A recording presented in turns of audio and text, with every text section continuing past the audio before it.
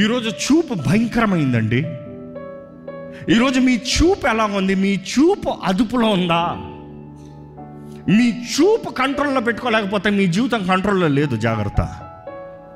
ఈరోజు చాలామంది మనుషులు ఉంటే ఒకలాగా, మనుషులు లేకపోతే ఒకలాగా, భార్య పక్కన ఉంటే ఒకలాగా, భర్త పక్కన ఉంటే ఒకలాగా, లేకపోతే వేరేలాగా ఫోను.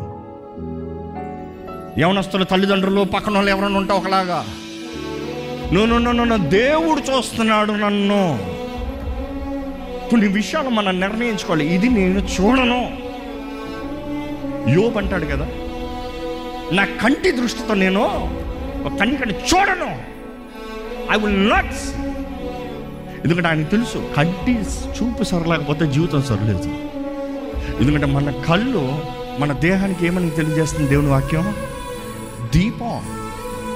దీపం మారిపోతే బ్రతికే చీకటి, దీపం మారిపోతే బ్రతికే అంధకారం. ఈరోజు చాలామందికి దేవుడు ఎందుకు నా ప్రార్థనకి జవాబు అవ్వడం? దేవుడు అంటాడు, నీ దీపం లేదు.